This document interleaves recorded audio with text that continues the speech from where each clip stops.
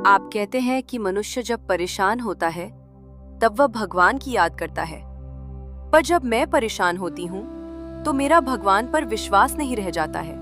ऐसा क्यों? अच्छा, एक बात मैं आपसे कहना चाहता हूँ। ये एक बात तो बिल्कुल स्पष्ट है। आपने पहले ही एक अपने मन में, अपनी बुद्धि में, अपने दिमाग में एक चित्र बना रखा है, और इस चित्र में यह है कि भगवान ये करेगा, भगवान आपकी ये करेगा, भगवान आपके लिए ये करेगा, भगवान आपके लिए ये करेगा।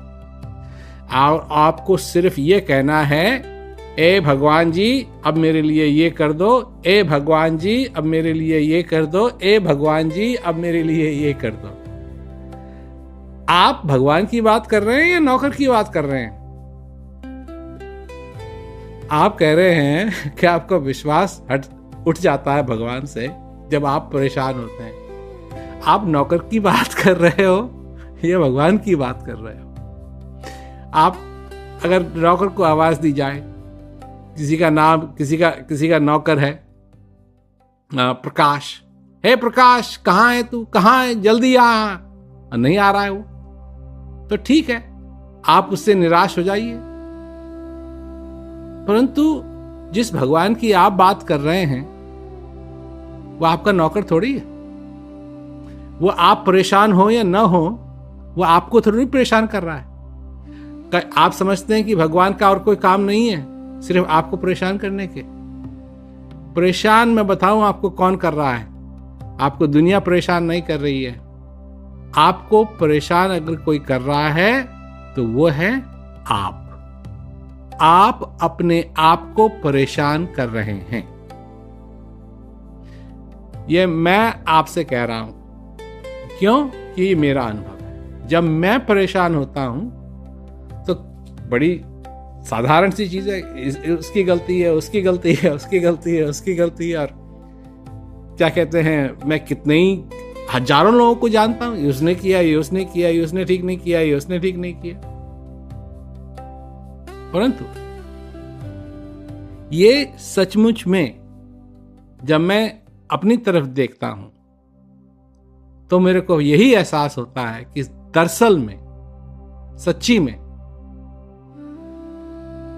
मैं अपने आप को परेशान कर रहा हूं। ये लोग परेशान नहीं कर रहे हैं, मैं अपने आप को परेशान कर रहा हूं। और मेरे को इस परेशानी से अगर ऊपर उठना है तो मेरे को उठना है। ये नहीं है कि इसको मेरे को ठीक करना है, इसको मेरे को ठीक करना है, इसको मेरे को ठीक करना है।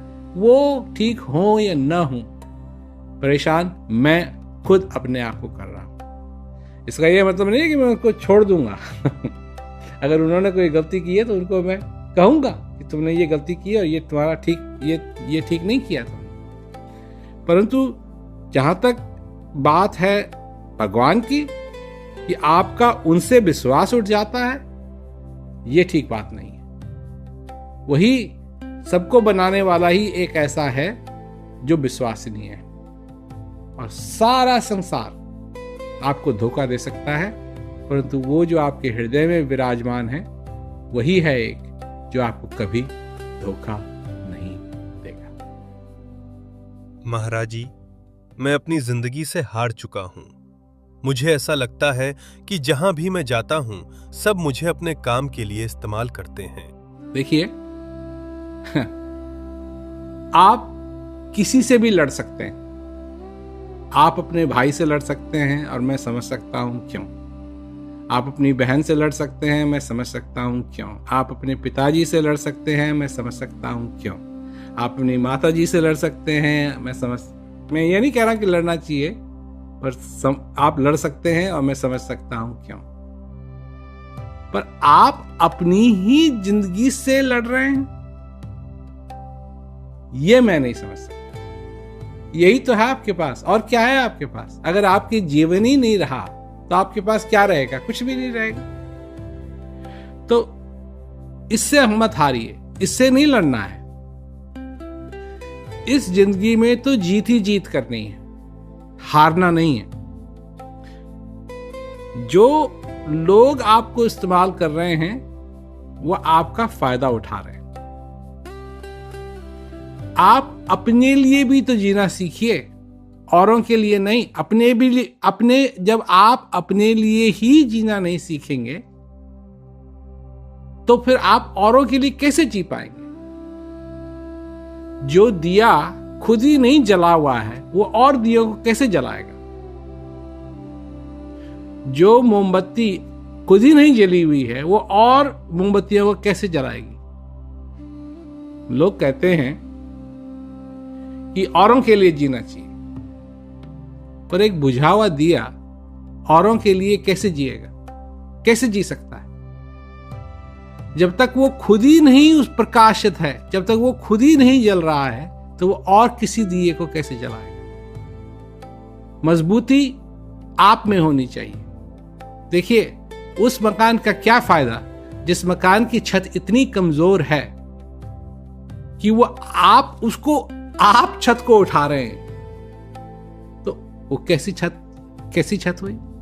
कम से कम आपके मकान को इतना तो मजबूत होना चाहिए कि कुछ भी आए, ऊपर से आए, साइड से आए, वो उसको थोड़ा बहुत तो झेल सके। जब उसी में वो शक्ति नहीं है तो वो आपका कैसा घर हुआ? आपकी रक्षा कैसे करेगा? हैं जी? तो सबसे बड़ी बात है कि आप अपने में जो करेज होना चाहिए, जो मजबूती होनी चाहिए, वो लाए, और जब वो होगी तब लोग आपका फायदा नहीं उठाएंगे। जब कभी भी मनुष्य के ऊपर आपदा आती है तो मूर्खता भी उतनी ही तेजी से आती है। क्या ये मन की वजह से होता है? नहीं। देखिए, जब मनुष्य के ऊपर आफत आती है तो सबसे पहले आफत के कारण उसकी आंखें बंद होती हैं, उसके कान बंद होते हैं। आफत के कारण उसकी आंखें बंद होती हैं। आफत के कारण वो किसी की सुनना नहीं चाहता है। आफत के कारण वो किसी की कुछ नहीं करना चाहता है। और इसी वजह से मूर्खता भी आती है, क्योंकि जब आंखें बंद कर ली तब कहां जा रहे हैं क्या दिखाई देगा? क्या पता है? कुछ पता नहीं। तो मुझे यही आशा है कि आपके प्रश्न का उत्तर आपको मिला होगा। मेरा पढ़ाई में मन नहीं लगता है, और अगर किसी तरह से अपने मन को कंट्रोल कर भी लूं तो 2 या 3 दिन से ज्यादा नहीं कर पाता हूं। इसके लिए मैं क्या करूं? देखिए, मन तो आपका लग रहा है पर कहीं और लग रहा है। ये बात नहीं है कि आपका मन नहीं लग रहा है। मन तो आपका लग रहा है पर कहीं और लग रहा है, और आप चाहते हैं कि वो पढ़ाई में लगे। देखिए, सबसे बड़ी बात यह है कि जो आप पढ़ रहे हैं इस समय, ये आप अपनी सारी जिंदगी भर नहीं पढ़ते रहेंगे। इसका एक निश्चित समय है। उसके बाद आप ग्रेजुएट होंगे। उसके बाद अगर आप डॉक्टर बनना चाहते हैं तो आप डॉक्टर बन जाएंगे। उसके बाद आपको बहुत स्वतंत्रता मिलेगी। आप जो भी करना चाहें कर पाएंगे। पहले कुछ साल में तो आपको खूब मेहनत करनी पड़ेगी। तो जो भी ये हो रहा है ये हमेशा के लिए नहीं हो रहा है। हर एक चीज, हर एक दिन जो आता है वो वापस कभी नहीं आएगा। अगर आप कुछ सीख जाएं, कुछ समझ जाएं, इससे आपका भी भला है, औरों का भी भला है। सबसे बड़ी बात तो यही है कि मन तो आपका कहीं लग रहा है, बस ये बात है कि पढ़ाई में नहीं लग रहा है। वहां से निकाल के आप अपना मन पढ़ाई में भी लगाएं। इसका ये मतलब नहीं है कि जहां अब लग रहा है, अगर आप अपने लिए ये बना लेंगे या तो वहां लगे या यहां लगे, बात बहुत मुश्किल बन जाएगी। नहीं, यहां भी लगाइए, वहां भी लगाइए। जब यहां लगाने का समय हो तो मन को एकाग्र करके यहां लगाइए। जब वहां लगाने का समय हो तो वहां लगाइए।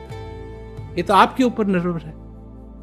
इसका ये मतलब थोड़ी है कि अब अगर आप 2 दिन लगा सकते हैं, 3 दिन लगा सकते हैं, तो आप 4 दिन भी लगा सकते हैं, 5 दिन भी लगा सकते हैं, 6 दिन भी लगा सकते हैं, 7 दिन भी लगा सकते हैं, हफ्ता भी लगा सकते हैं। हफ्ता लगा सकते हैं तो महीना भी लगा सकते हैं, महीना लगा सकते हैं दूसरा महीना भी लगा सकते हैं। दूसरा महीना लगा सकते हैं तो साल भी लगा सकते हैं, 2 साल भी लगा सकते हैं, 3 साल भी लगा सकते हैं, 4 साल भी लगा सकते हैं। उसके बाद तो आपको ग्रेजुएट हो जाना चाहिए।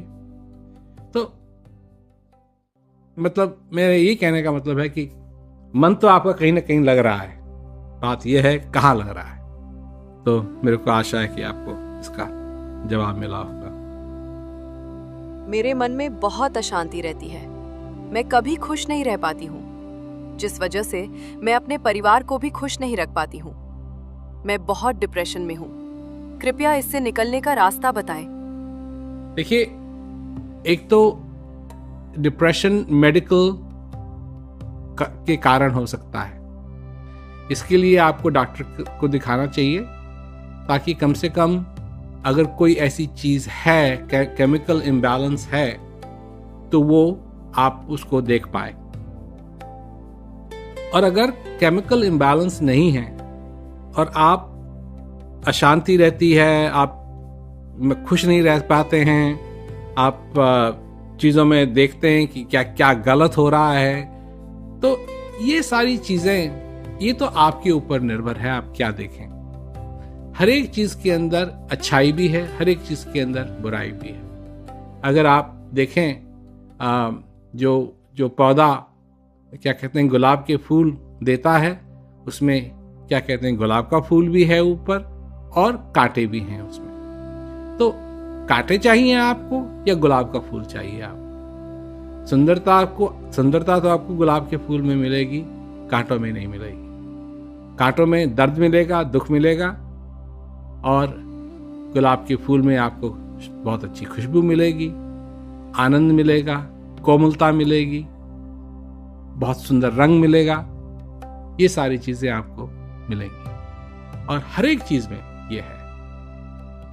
ये आपके ऊपर निर्भर है कि आपको क्या चाहिए, और अगर ये चाहिए तो बड़ी आसानी से उस तरफ हर दिन थोड़ा थोड़ा परिश्रम कीजिए कि आप चीजों की अच्छाइयों को देखें, बुराइयों को नहीं। जब कोई चीज, किसी भी चीज की बुराइयों को देखने लगे, अपने आप से कहिए रुको रुको, मैं ये नहीं देखना चाहती, मैं देखना चाहता हूं या देखना चाहती हूं जो अच्छाई है इसमें। तो ऐसे ऐसे धीरे धीरे धीरे थोड़ा थोड़ा थोड़ा थोड़ा करके आपके जीवन में परिवर्तन जरूर आएगा।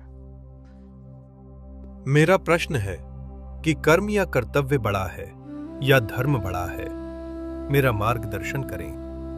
धर्म आप सीखते हैं, समझते हैं, पर जो भी आप करते हैं वो आपका कर्म है। मैंने अपने जीवन के अंदर किसी भी चीज की कल्पना की, कोई भी ख्याल मेरे मन में आया, पर मैंने अगर कुछ उसके बारे में नहीं किया तो वो ख्याल किसी भी काम का नहीं है। एक बार जब मैं कोई चीज कर देता हूं, उसको मैं वापस नहीं ले सकता। ख्याल को मैं वापस ले सकता हूं, पर अगर एक बार मैंने कोई चीज कर दी तो उसको मैं वापस नहीं ले सकता। कर दी तो कर दी। उसमें फिर समय शामिल है। एक बार किसी चीज में समय शामिल हो जाता है तो उसको वापस नहीं लिया जा सकता। सबसे बड़ा कर्म है। कर्तव्य समझने की चीज है कि आपका कर्तव्य क्या है किसी चीज के प्रति, और धर्म आपको बताता है कि कैसे आपको रहना चाहिए, कैसे आपको होना चाहिए, क्या आपको करना चाहिए। परंतु धर्म करवाता नहीं है, कर्म आप करते हैं। कोई भी कर्म आप करते हैं, धर्म नहीं। धर्म समझाता है क्या ठीक है, क्या अच्छा है। कर्तव्य समझाता है कि क्या ठीक है, क्या अच्छा है, परंतु कर्म आप करते हैं। तो यह सबसे बड़ी चीज है कि बड़ा नहीं, छोटा नहीं, सबसे बड़ी बात है कर्म आप करते हैं। और उस कर्म को जो आपके समझ है उसको तो आप वापस ले सकते हैं, परंतु जो कर्म आप करते हैं उसको आप वापस नहीं ले सकते। ये एक कहानी है ना, वही वाली। एक बार अकबर इंतजार कर रहा था बीरबल की, तो बीरबल नहीं आया। उनके दरबार में। तो अकबर गुस्सा हो गए, तो बीरबल को बुलाया। तो बीरबल आया तो बीरबल से कहा कि क्यों तुम आज लेट हो गए, आए नहीं समय पे। बीरबल ने कहा जी मेरा पोता आया हुआ है और उसको खुश करने में मैं लगा हुआ था, वो खुशी नहीं हो रहा था। तो राजा ने कहा कि ऐसी क्या बड़ी बात है, छोटा सा बच्चा ही तो है, उसको बड़ी आसानी से खुश किया जा सकता है। तो कहा कि हजूर ये तो ठीक बात नहीं है, ये सच बात नहीं है, बच्चे को बड़ी आसानी से खुश नहीं किया जा सकता है, ऐसे खुश नहीं किया जा सकता है। तो अकबर ने कहा अच्छा बुलाओ अपने पोते को। तो उस पोते को बुलाया गया। तो पोते को पहले ही बीरबल ने कहा था क्या क्या मांगना राजा से। तो अकबर ने पूछा क्या चाहिए तुमको। तो पोते ने कहा जी कि मेरे को गन्ना चाहिए। तो गन्ना मंगवाया। तो बीरबल की तरफ देखा अकबर ने कि देख बड़ी आसान बात है ये, इसको खुश करना कोई बड़ी बात नहीं है। बीरबल थोड़ा मुस्कुराया क्योंकि उसको समझाया हुआ था। तो बच्चा फिर रोने लगा। तो कहा कि अब क्यों रो रहा है। कहा मेरे को पूरा गन्ना नहीं चाहिए, मेरे को छोटे छोटे टुकड़ों में ये गन्ना चाहिए। तो राजा ने कहा ये तो बड़ी आसान बात है। सिपाही को बुलाया, कहा इसको काट दे अपनी तलवार से। तो उसने उसको उसकी गंडेरी काट दी। तो जब गंडेरी काट दी तो राजा ने देखा बीरबल की तरफ कि ये तो बड़ी आसान बात है, ये क्या मुश्किल बात हुई इसको खुश करने में। तो फिर बच्चा रोने लगा। अब क्या हो गया, अब क्या बात है।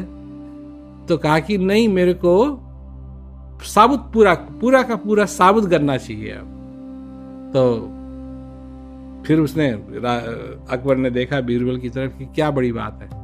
तो उसको बुलाया, कहा लाओ दूसरा गन्ना लाओ, साबुत गन्ना लाओ।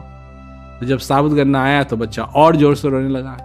अब क्या बात है। कहा नहीं मेरे को वही गन्ना साबुत चाहिए जो छोटे छोटे टुकड़ों में काटा था, क्योंकि वो फिर साबुत नहीं होगा कभी भी। तो देखने की बात है कि जो आप करते हैं, एक बार जो किया उसमें समय इन्वॉल्व है, जब समय इन्वॉल्व है तो उसको फिर वापस नहीं लिया जा सकता। इसलिए सचेत रहने की बहुत जरूरत है। मैं अपने अंदर के अच्छाइयों को बाहर नहीं ला पा रही हूँ, क्योंकि मेरे अंदर इतनी करवाहट भर गई है कि अब मुझे इस जीवन से उतना प्यार नहीं रहा जितना पहले था। मैं भटक चुकी हूँ। मैं वापस आनंद की दुनिया में जाना चाहती हूँ, लेकिन कुछ तो है जो मुझे रोक रहा है और मैं चाहकर भी नहीं जा पा रही हूँ। मैं दिन भर परेशान रहती हूँ। तो देखिए, आपको परेशान रहने की कोई जरूरत नहीं, क्योंकि बाहर की परिस्थिति तो हमेशा बदलती रहेंगी। कभी कुछ है, कभी कुछ है, कभी कैसा है, कभी कैसा है। और अगर हम बाहर की परिस्थितियों में ही लगे रहे तो हमारे जीवन में हम कभी आनंद नहीं ले पाएंगे। जो सुख है, असली सुख है, उसकी अनुभूति नहीं कर पाएंगे। लगे रहेंगे जैसे वो बैल होता है जो कुएं के पास चलता है, सारा दिन चलता रहता है, तो वो भी तो सोचता होगा कि पता नहीं कहां से कहां पहुंच गया मैं। पर जब रात को या शाम को उसकी पट्टी खुलती है तो वो अपने आप को वही पाता है जहां वो पहले था। तो मनुष्य के साथ भी यही हाल है। हाल क्या है, मैं फिर सुना के बताता हूं कि जल बिच कमल, कमल बिच कलिया, जामे भंवर लुभासी। आपने देखा होगा भंवर, तो मैं कभी फूलों के इधर से आता है, कभी उधर से आता है, कभी यहां जाता है, कभी वहां जाता है, कभी इधर बैठता है, कभी उधर बैठता है। तो वही बात कि जल बिच कमल, कमल बिच कलिया, जामे भंवर लुभासी, सोई मन त्रिलोक भयो। तीनों लोकों में कौन कौन से लोक हैं? ये पृथ्वी लोक है, पाताल लोक है और स्वर्ग लोक है। तीनों लोकों में लोक दौड़ता रहता है। तो सोई मन त्रिलोक भयो, सब यति सती सन्यासी। सभी का मन कभी इधर जाता है, कभी उधर जाता है, कभी इधर डोल रहा है, कभी उधर डोल रहा है।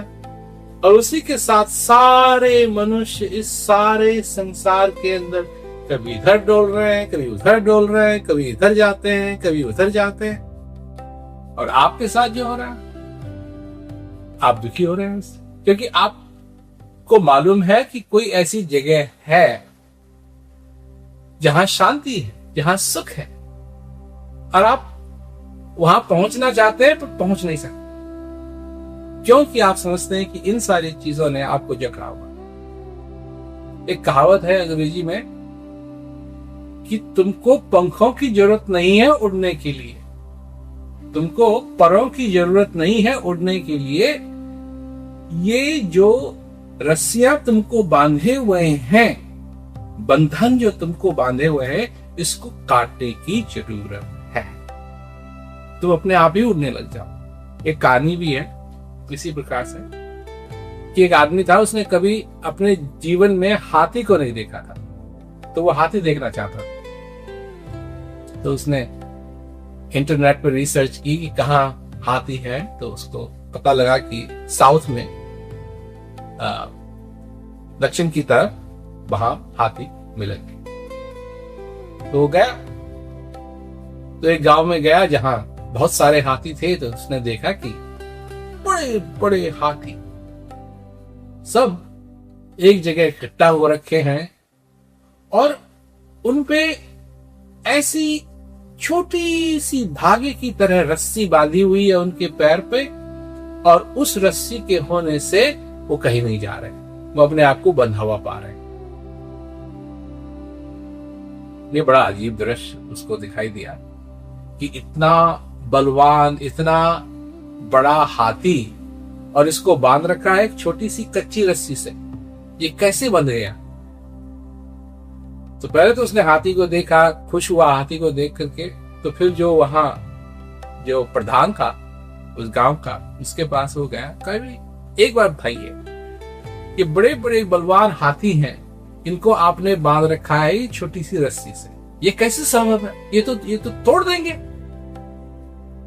तो प्रधान ने कहा, जब ये बच्चे थे तो ऐसी ही रस्सी से इनको बांधा जाता था, और तब ये उस रस्सी को तोड़ नहीं पाते थे। अब ये बड़े हो गए हैं, पर ये समझते हैं कि उनसे भी बलवान है ये रस्सी, और ये रस्सी को तोड़ नहीं पाएंगे। देखिए, वही बात है, वही बात कि जिस चीज से हम बंधे हुए हैं उससे ज्यादा बलवान हम हैं, अपनी परिस्थितियों से ज्यादा बलवान हम हैं, परंतु हम भूल गए हैं कि हम ज्यादा बलवान। हम सोचते हैं कि हमारी परिस्थितियां जो हैं वो हमसे बलवान है। जब तक आपके अंदर कैसा राम बैठा है, एक राम दशरथ का बेटा, एक राम घटघट में बैठा, एक राम का जगत पसारा, एक राम जगत से न्यारा, वो जो सबके घट में बैठता है वो राम आपके अंदर है। और राम की बात मैंने क्यों कही? क्योंकि जब भगवान राम इस दुनिया में आए, जब उनका अवतार हुआ, तो उनके साथ क्या हुआ? आप समझते हैं कि जो उनके साथ परिस्थितियां थी, क्योंकि मैं फिर याद दिला देता हूं आपको कि उनके साथ क्या हुआ। उनका राज्याभिषेक होना था, और जिस दिन उनका राज्याभिषेक होना था, उनको राजा बनना था, इसके लिए उनको ट्रेन किया हुआ था। इसके लिए वो समझते थे, वो जानते थे कि ठीक है, हाँ, एक दिन मैं राजा बनूंगा। सबसे बड़े पुत्र वही थे। तो जब समय आया उनके राज्याभिषेक का, उस दिन जहां खुशियों की बात थी, सीता माता उनकी अर्धांगिनी देखने में अति खूबसूरत, सभी गुणों से संपूर्ण वो सीता माता, उनको भी खुशी कि आज राज्याभिषेक होगा हमारे पति का, राम का राज्याभिषेक होगा। लक्ष्मण बहुत खुश। उस दिन क्या हुआ? राज्याभिषेक नहीं हुआ। उस दिन उनको बताया गया कि तुम 14 साल के लिए वनवास जाओगे। 1 साल नहीं, 2 साल नहीं, 3 साल नहीं, 4 साल नहीं, 5 साल नहीं, 6 साल नहीं, 7 साल नहीं, 14 साल के लिए तुम वनवास जाओगे।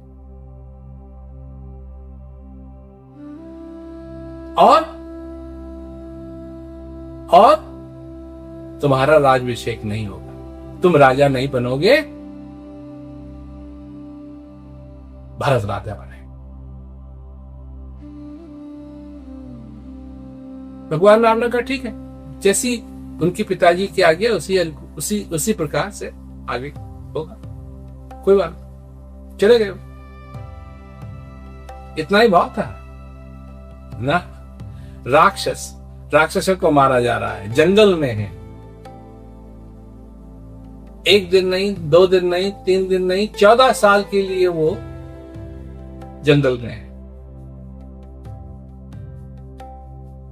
उनकी अर्धांगिनी, उनके साथ वो अपना प्यार भी नहीं जता सकते, क्योंकि अगर वो गर्भवती हो जाएंगी, भगवान राम को अच्छी तरीके से मालूम है कि अगर वो गर्भवती हो जाएंगी तो जंगल में ही बच्चा का जन्म होगा और मुश्किलें और बढ़ जाएंगी, तो छू भी नहीं सकते। उनके साथ कौन है? कभी तो भगवान राम बैठ के सोचते होंगे क्या दुर्भाग्य की बात है कि मेरे को भी जंगल में जाना पड़ा, मेरे भाई को भी जंगल में जाना पड़ा और सीता को भी जंगल में जाना पड़ा।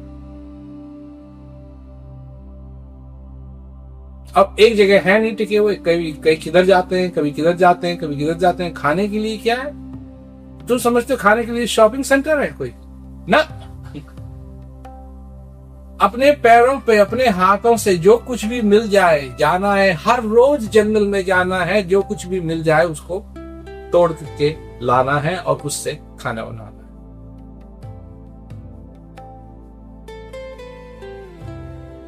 उसके बाद सीता की भी चोरी हो जाती है। वो समय, ये समय जैसा आजकल होता है ऐसा नहीं था। सचमुच में भगवान राम को दुख हुआ। आज के कई पति हैं जो बड़े खुशी होंगे चलेगी, पर वो उस समय ऐसा नहीं था। उस समय उनको जेन्युइनली दुख हुआ, सचमुच में दुख हुआ। सीता चली गई, सो किसी तरीके से सीता को वापस लाना।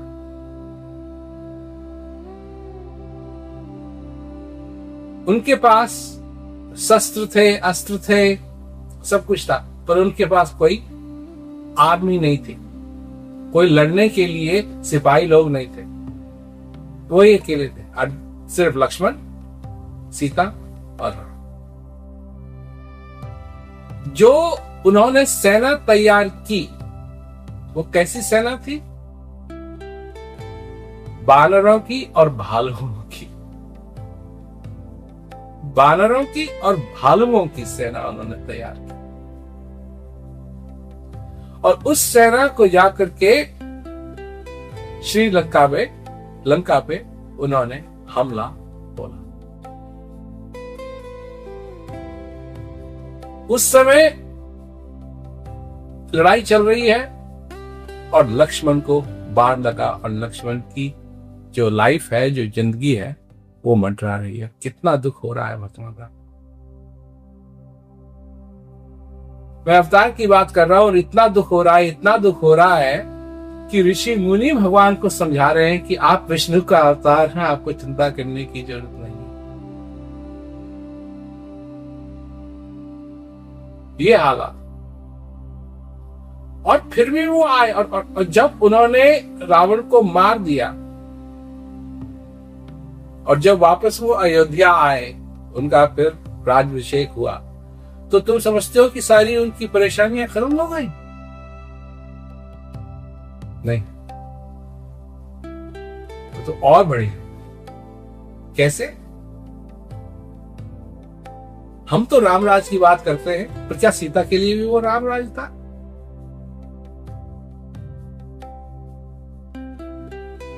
जब वो आ गए थे वापस, तो अब सीता तो गर्भवती थी।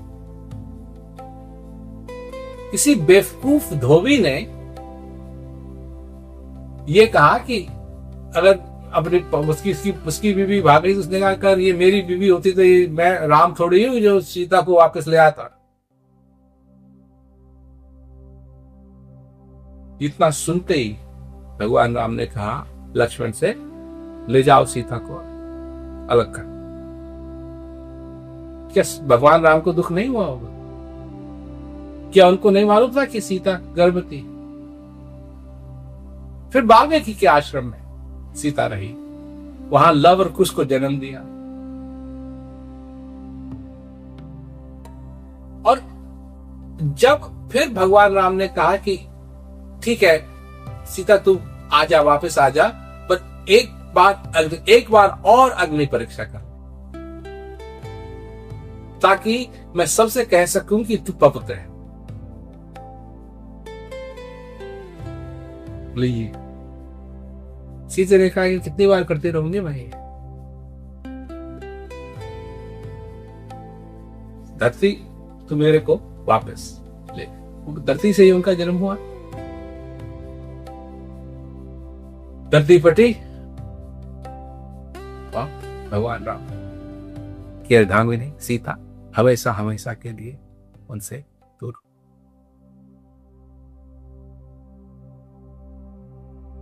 क्या ये समस्या नहीं है?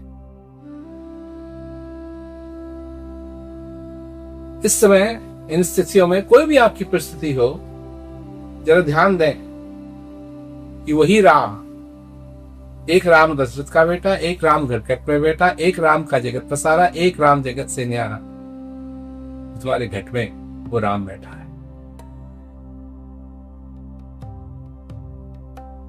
उसको समझो, उसको जानो, उसको पहचानो, अपने जीवन की कदर जानो। तुम्हारा ये संघर्ष, तुम्हारा ये जीवन जो है, इन दुनिया की परिस्थितियों का सामना करने के लिए नहीं है। यह है सच्चिदानंद को जानने के लिए। यह है नर्तन भवबारित कहूं बेरो, सन्मुख मरुत अनुग्रह मेरो। इस भवसागर को पार करने का यह साधन है। तो कुछ भी हो, कोई भी परिस्थिति हो, हौसला कभी नहीं भूलना चाहिए, छोड़ना चाहिए। मैं इतनी मेहनत करता हूं अपने आप को जानने के लिए, लेकिन मैं अभी तक अपने आप को जान नहीं पाया। देखिए, आपकी दो आंखें हैं और ये सारी दुनिया को देखती हैं और सबकी आंखों को देखती हैं। अगर आप अपने आप को देखना चाहते हैं, तो ये आंखें अपने आप को तभी देख सकेंगी जब आपके सामने एक दर्पण होगा, आईना होगा, मिरर होगा। जब तक ज्ञान रूपी मिरर आपके पास नहीं है, तब तक आप अपने आप को जान नहीं पाएंगे, पहचान नहीं पाएंगे। और अगर है, तो आपको अपनी आंखें खोलनी पड़ेगी, तभी वो दर्पण में आप अपने आप को देख पाएंगे। क्योंकि कई लोग हैं जो ज्ञान लेके भी अपनी आंखें बंद रखते हैं और दर्पण को अपने आगे कर लेते हैं और कहते हैं मैं अपने आप को देखना। क्यों नहीं देख पा रहा? इसलिए नहीं देख पा रहे हैं कि आंख अभी भी आपकी बंद है। आंखें खोलिए, जानिए, उस ज्ञान के अनुभव को स्वीकार कीजिए। जब आपका हृदय पूरी तरीके से भरेगा, जब आप उस शांति का अनुभव करेंगे, तब आपके जीवन में वहां होगी। तब आप जान पाएंगे कि आप दर्शन में कौन। मैं अपने आप को स्थिर नहीं कर पा रहा हूं। जब भी ध्यान में बैठता हूं, तो मन में इधर उधर की बातें याद आती हैं। ये आपके साथ अकेला ही ये संबंध नहीं है, ये औरों के साथ भी होता है कभी, क्योंकि ये मन है। तो लोग भी भागता है, कभी इधर जा रहा है, कभी उधर जा रहा है, कभी उधर जा रहा है, कभी उधर जा रहा है। तो इसकी एक मैं आपको कहानी सुनाता हूं। एक बार एक आदमी था, तो वो अपने गुरु के पास पहुंचा। उसने कहा जी कि आपकी सेवा मैंने की है और मैं चाहता हूं कि आप मेरे को कोई वरदान दें। गुरु महाराज ने कहा ठीक है, क्या चाहते हो, क्या मांगते हो? कहा जी मेरे को एक ऐसा जिन्न दे दो जो मेरी सारी इच्छाओं को पूरी करे। मैं चाहता हूं कि मेरी सारी इच्छाएं पूरी हो जाए। तो गुरु महाराज ने कहा भाई ठीक है, हम जिन्न तो तुमको दे देंगे, पर एक बात याद रखना, जब भी तुम्हारे पास उस जिन्न के लिए कुछ नहीं होगा तो वो जिन्न तुमको खाने के लिए आएगा। उसने कहा जी आपको चिंता करने की जरूरत ही नहीं है, मेरी तो इतनी इच्छाएं हैं, इतनी इच्छाएं हैं, इतनी इच्छाएं हैं कि मैं उस जिन्न को पूरी तरीके से बिजी रखूंगा, उसको कभी मौका ही नहीं मिलेगा आराम करने। तो महाराज ने कहा देख ले भाई, जान ले, समझ ले, न तो बच्चे को पछताना पड़ेगा। नहीं आप चिंता मत कीजिए, दे दीजिए मेरे। तो उसको जिन मिल गया। अब वो जिन आया, कहा मैं तेरे को खाऊंगा। कहा नहीं नहीं नहीं, अभी मेरी इच्छा है कि तू मेरे लिए एक बड़ा सा महल बना। जब महल बन गया तो कहा मैं तेरे को खाऊंगा। कहा नहीं नहीं नहीं, नहीं मेरी इच्छा है तू अच्छे अच्छे पकवान मेरे लिए तैयार कर। उसने तो पकवान तैयार किए तो खाऊंगा। मेरे को नौकर चाकर चाहिए, मेरे को धन चाहिए, मेरे को ये चाहिए, मेरे को वो चाहिए। वो करता रहा करता रहा करता रहा करता रहा कर 1 हफ्ता बीत गया और 1 हफ्ते के बाद उसके पास कुछ बचा नहीं मांगने के लिए। सब कुछ सारी उसकी इच्छाएं जो है पूरी हो गई। आया जिन कि मैं तेरे को खाऊंगा। तो भागा भागा वो गया गुरु महाराज के पास कि जी अब मैं क्या करूं, मेरी जो इच्छाएं 1 हफ्ते में ही पूरी हो गई और ये जिन मेरे को खाने के लिए आ रहा है। हाँ, इस जिन को बैठ के कहे कि मेरा जो ये श्वास अंदर आ रहा है जा रहा है, इस पे ध्यान दे। तो वो भी बैठ गया, जिन भी बैठ गया, और जब श्वास आ रहा है जा रहा है उस पे जिन का ध्यान जाने लगा। जब जाने लगा तो वो भी काबू में आ गया। यही बात है समझने की कि कुंभ का बांधा जल रहे, जल बिन कुंभ न होए। ज्ञान का बांधा मन रहे पर गुरु बिन ज्ञान ना हो। तुम्हारे अंदर जो चीज है, जो तुम उसका अनुभव करोगे, अपने मन को उसमें एकाग्र करोगे, तब जाकर के तुम्हारा मन उस चीज में लगेगा। सभी लोगों को, सभी श्रोताओं को मेरा नमस्कार।